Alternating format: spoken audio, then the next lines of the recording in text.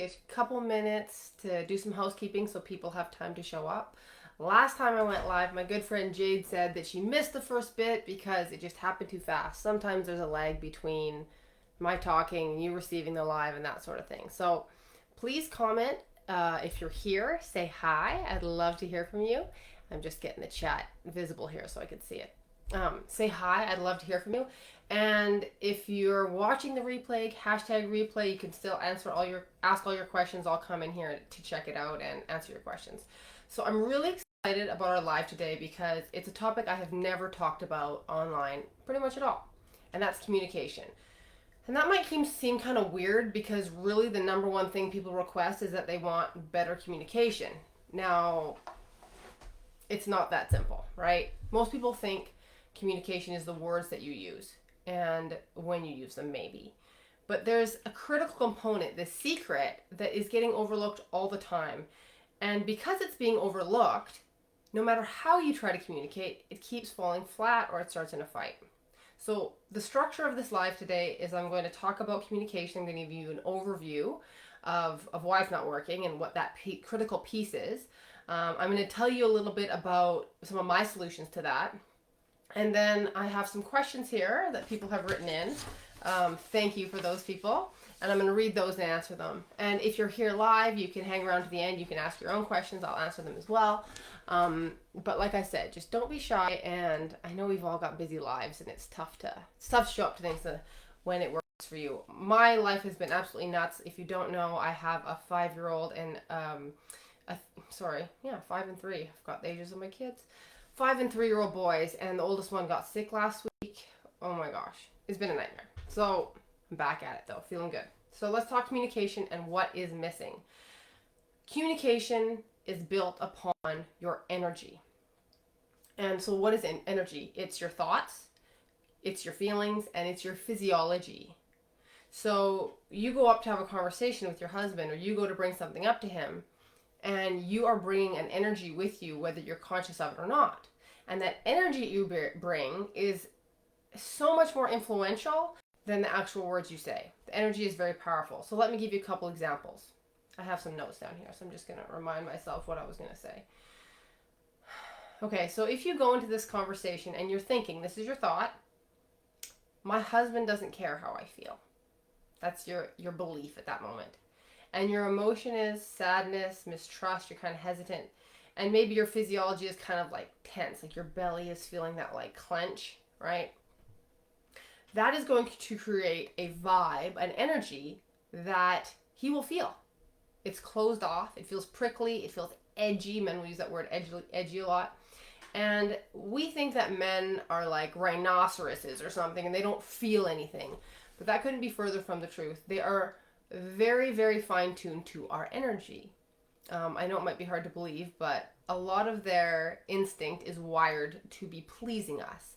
And that's why when we are displeased with them, they pick it up very strongly, and then they're in a kind of energy that makes them even less receptive. So that's one kind of energy you can come with, and it's not going to work when you come with that energy.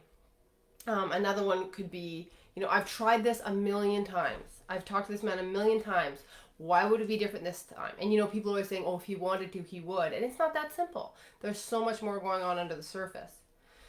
And you're going, well, and you're feeling like irritable and impatient. And he sees you coming. He feels you coming from a mile away. There's an aura of F you, right? When you come with that energy, it doesn't matter how sweet you are or how nicely you coach your words, your energy will speak louder than words. So those are two kinds of energy you will bring that communication will be pointless if you have those energies. The third kind of energy that my clients come with and that can work is, perhaps last time I didn't use a helpful approach. I was trying my best, but it wasn't helpful. And I know my husband cares about me. I know he does, but it was probably a misunderstanding. So you're not making him wrong. You're not making yourself wrong. You're just trying again. Okay. And your emotion is vulnerable. It's like you feel a little bit exposed to be coming at this thing with an open heart, and you feel hopeful. Like, well, maybe he's going to listen to me because I'm trying this new thing, right? When he feels you coming towards him with that gentleness, with that understanding and compassion, with trust in yourself and strength in yourself. You're not outside of your balance. You're not angry and out here. You're just, you have this calm center that you can come from. Now, it doesn't mean it's not a little bit new and a little bit of a challenge, but you're not projecting any negativity onto him or onto yourself. That kind of energy will create a lot of space for him to hear you. But here's the trick. It's not just his energy your energy that matters. It's his energy that matters too. So if you might be coming with this, okay, you know, I'm trusting, I'm open, I'm ready to talk to this man, and then unbeknownst to you, he's thinking, oh, what's she got now? I can't do anything right. That's his thought. What's her problem now? And I can't do anything right. So he's in shame and blame at the same time. And his feeling is defensive. His feeling is anger. So, and maybe he's a bit, close. So you bring your communication, your words to him, and smack, they get slapped down. Either he cuts you off, he invalidates you, he doesn't listen, or he criticizes you. And you're like, this man is impossible. Like, what an asshole. How can I ever talk to this person? He's so mean. And that is probably the worst. When you come with an open heart, but he doesn't have one, and then you can be very heartbroken by that. So you might think like, well, what the hell do we do then? Like, I tried all these things. If he's just going to be closed off, how are we supposed to do it? Well, I'll tell you. The key is to create emotional safety between you, within you, before you start coming for these more challenging conversations. Before you even try to bring stuff up. Before you say, oh, hey, there's something I want to talk to you about. So I'm fixing the screen here. And how do you do that? So I'm going to tell you a little bit about my real love method, okay? There's 4 pillars. The first one is prioritize yourself. Put yourself first. So doing this cleans up your own energy. So you do things to meet your own needs physically, emotionally, spiritually, socially. All the things that are important to you, you do for you. Would that be amazing if you were doing all the things for you that you loved, instead of feeling like, I can't because he won't support me, I can't because I have kids, I can't. It's like, what if you said, no, I'm going to prioritize myself. All those things are important, but I am the most important thing. So that is always the first work I do with every single one of my clients. And they discover very quickly that there's a million things they want to be doing that they're not doing, and that they feel sad and resentful and unhappy with their lives because of it. So putting yourself first is the first step, and it's ongoing. And then the next step in my real love method is understand your differences. So this is where I help you understand what your husband's needs are and how those might be different from your needs. Because the first step cleans up your energy. It helps you to feel good about yourself and feel good in the world and love yourself and love your life. The next step is helping to clean up his energy. So he's over there not getting his needs met. If you're in an unhappy marriage, or even if things are not, if they're pretty good but they're not great, it means his needs are not being met. So his energy is, I'm not getting what I need here, so I'm not going to put my energy here because it's not giving me anything back. So we start understanding that he needs to feel respected, appreciated, and accepted. That needs to be the energy he's bringing around all the time before he's going to be able to hear anything, before his ears will be turned on, before his heart will be turned on to you. Respected, appreciated, accepted. So we start with cleaning up your energy and cleaning up his energy. And then the third pillar is powerful communication. And this is where we get into the words, because the energy foundation has been built. So with my clients, we don't start talking to our husbands right away. I say, leave them alone, back the hell off. Let's just work on you. Let's just talk about making you feel good, making you happy. And what's so amazing is that before we even get to pillar number 3, he starts changing. And I just had a client text me yesterday and say, my husband has never been as attentive as he is now. This is a woman who has 2 small kids, same age as mine. She works full time, he works full time. They've gone through some really hard stuff in the last year. And she was finally at the end of her rope. You know, a lot of women will say to me, I thought about working with you, but like it wasn't the right time. And then usually something just happens to knock them on their, you know what? And then they're like, I need help. Like, I'm desperate now. And it was only 3 weeks, and she sees this dramatic transformation in him where he's offering to help her without being asked. He's being kinder. He's helping with the children. It's like he bought her this beautiful present for Mother's Day that was so sentimental and heartfelt. We didn't even have to get to the words. She did not have to ask him for any of that stuff. And this is something that I feel like is so missing in the conversation around communication. It's always about getting the words right and having these little scripts. Those are really valuable, but they're useless when the energy is wrong. They are not only useless, they're counterproductive, because you're going to go in there and be disappointed with the result you get. So that's why I'm really excited to come here today and tell you that. Don't get caught up in thinking you can just rejig these words. Now, what's the fourth pillar of my love for life, real love method? It is be his lover, not his mother. So once the energy is good with you, you're happy. The energy is good with him, he's happy. And this is like fulfilled, on mission, like really feeling that sense of like, I am where I need to be. I am on my path. And then you know how to talk to each other, and you can bring stuff up, hard stuff, easy stuff. Your general communications are good. And then the next step is, wasn't it nice at the beginning when you were his girlfriend and everything was passionate and you weren't telling him how to live and he wasn't, leave me alone, you're a nag, and you didn't have any of that garbage friction that is so common in marriage nowadays? That's the next level love. When you get around to the fourth pillar and you have started to really master the first three, the passion just skyrockets. It just becomes better than even the honeymoon phase. And this is the part I'm so excited to tell you about, because we've been led to believe that the honeymoon phase, 3 months to 3 years, then it crashes and burns, and now you survive in this state of bullshit forever. And that is so not necessary. The wonderful beauty of the investment in marriage is that it can get better over time if you feed it the right fertilizer, if you water it right, if you understand this organism that you're growing.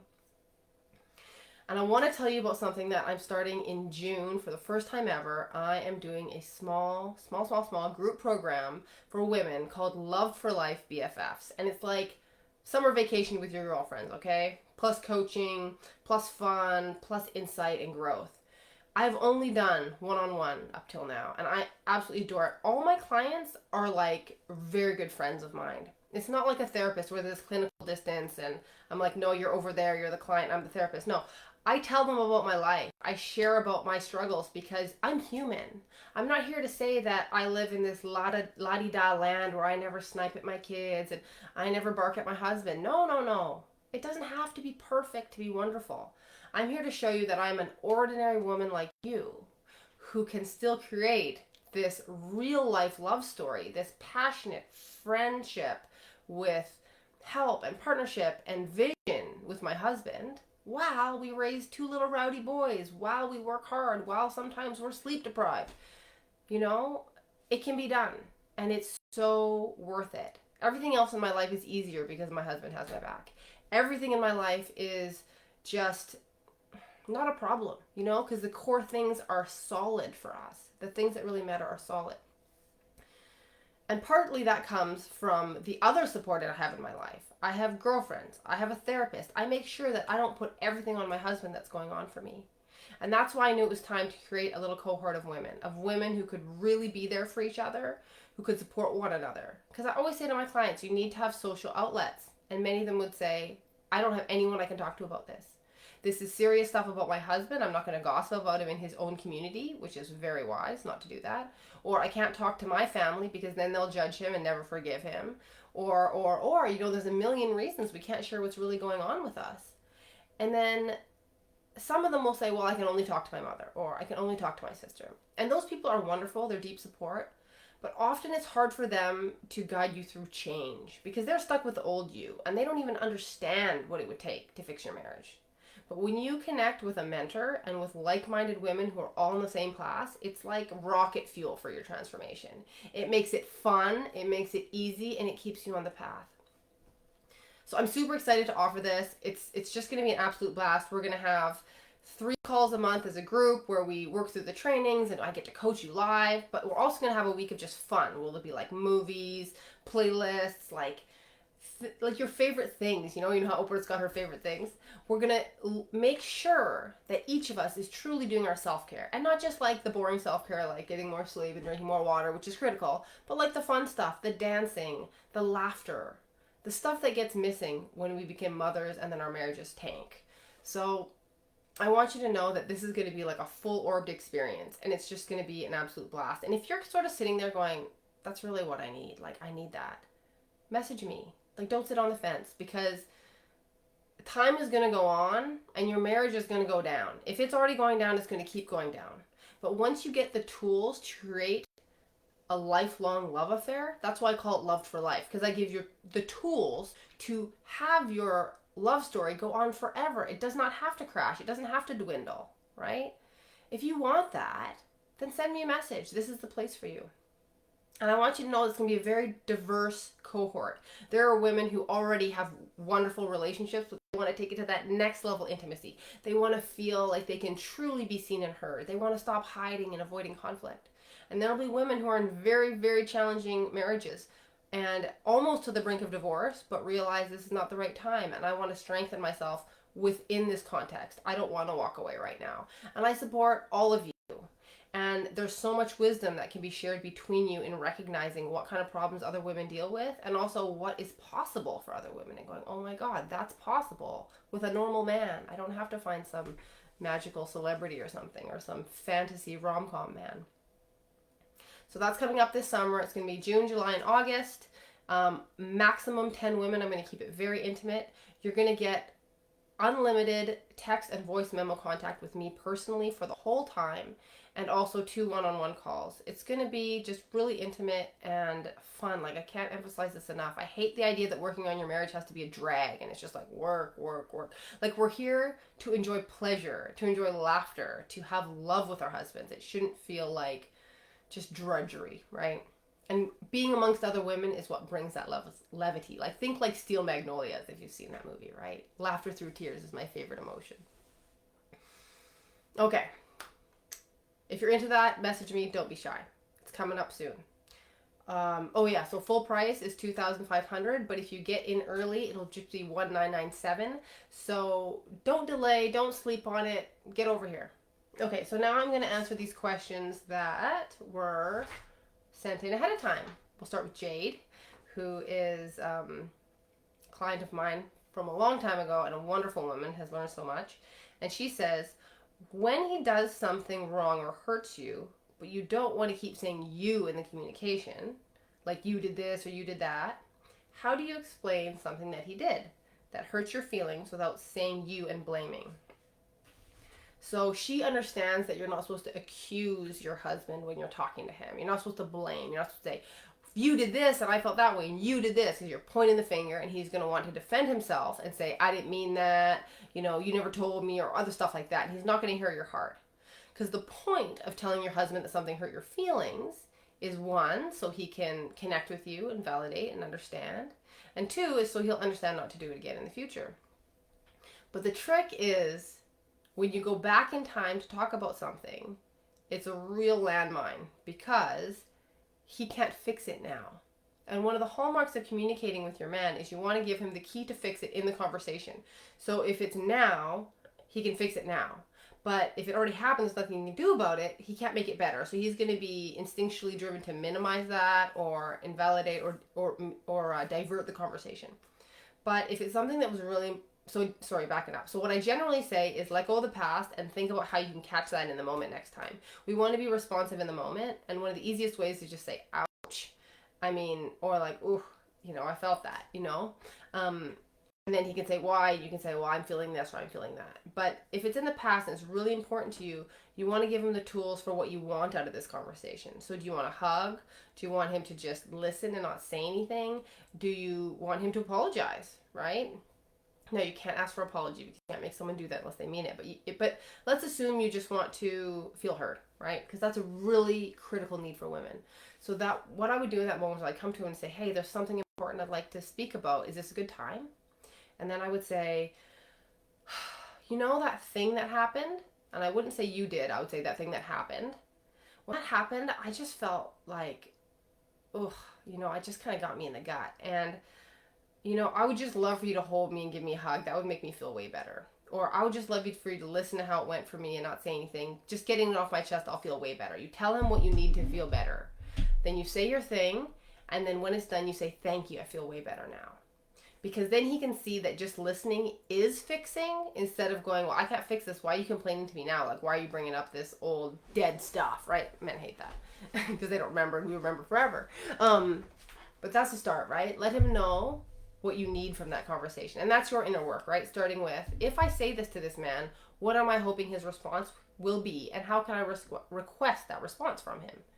You're giving him that key. If you do this, it'll be a win for me. Okay, hope that helps. The next one is Abigail. The literal hearing part. Hey, did you hear me? No, what? It's a little better when he waxes his ear hair, but I'm not sure if it's a physical hurdle or an issue of antenna being tuned to certain things more often than others.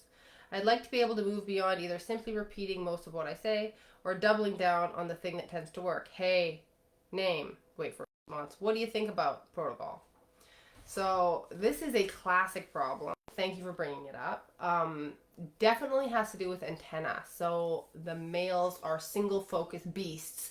That means that when they're focused on this, they're not hearing that. And you'll see this with boy children too. And my mom actually took my brother to get his ears cleaned out at the doctor, and the doctor laughed at her because he knew he was a boy and he wasn't listening.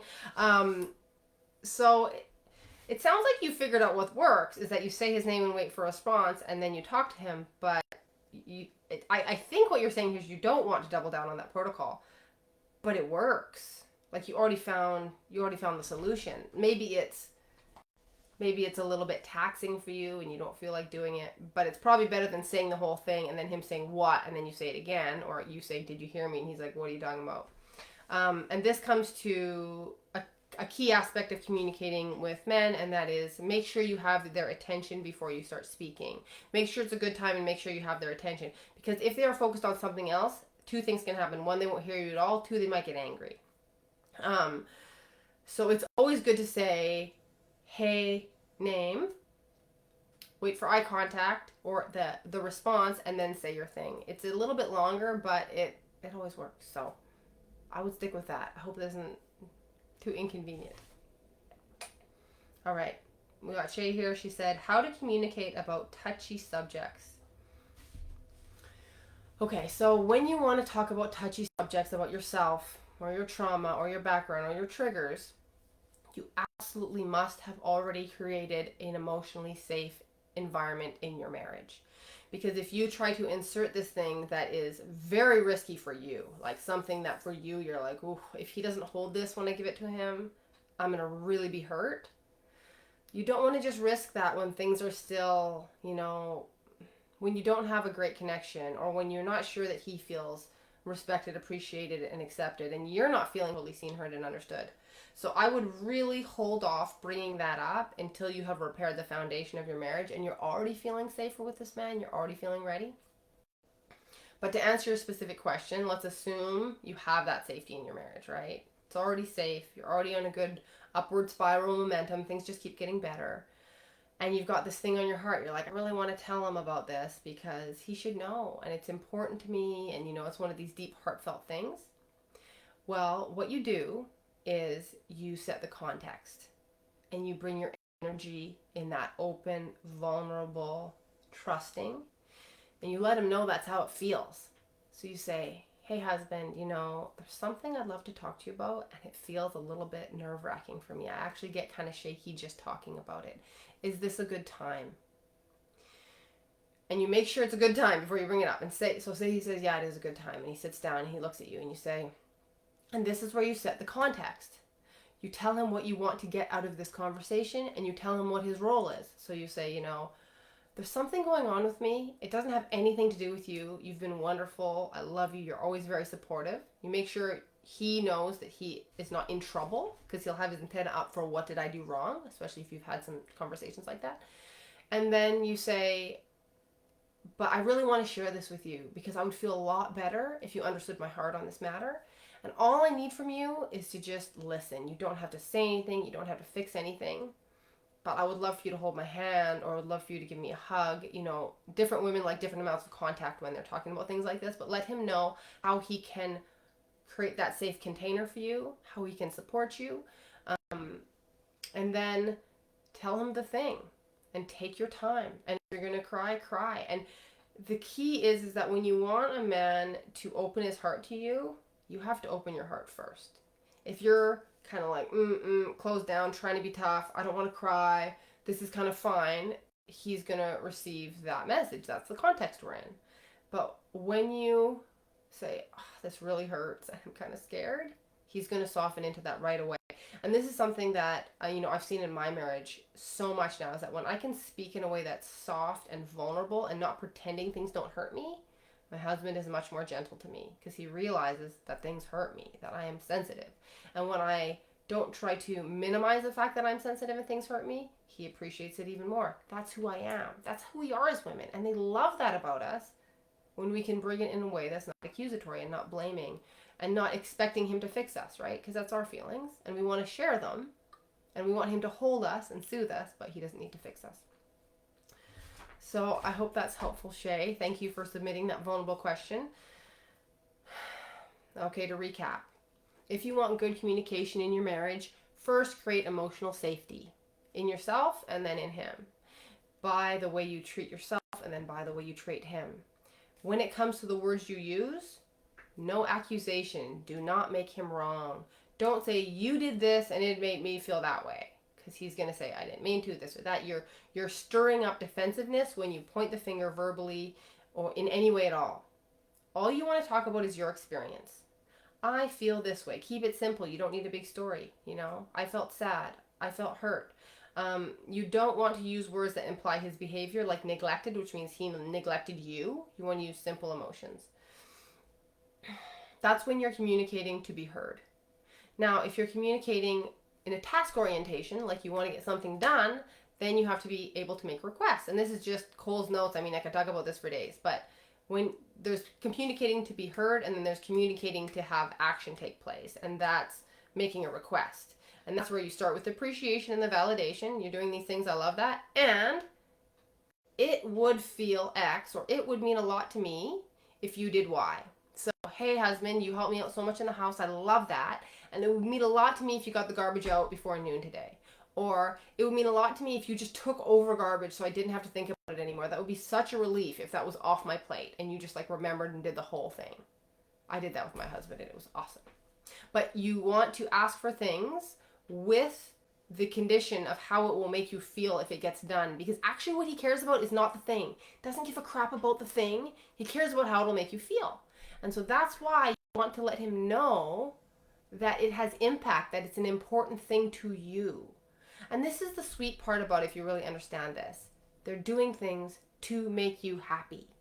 So if it will have an impact on your well-being, it's going to be much more motivating for him to do. Okay, so that was a lot there. That was really fun. Please comment below when you watch this. What's your takeaways? Message me if you're interested in my Love for Life BFFs program this summer. Summer vacation girl trip. It's going to be so much fun. I've got to get you in there. If you have more questions, like is this the right fit for me or whatnot, you can message me. But also, if anyone is interested, I'm going to have a live coaching call on Wednesday evening at 7:30 Eastern Time. And that is going to be, your chance to dip your toe in, your chance to get a feel for me, or even just get your one-off question answered that you're like, okay, that live was helpful, but what about my situation? You are super welcome to come to cut that too. That's only $25.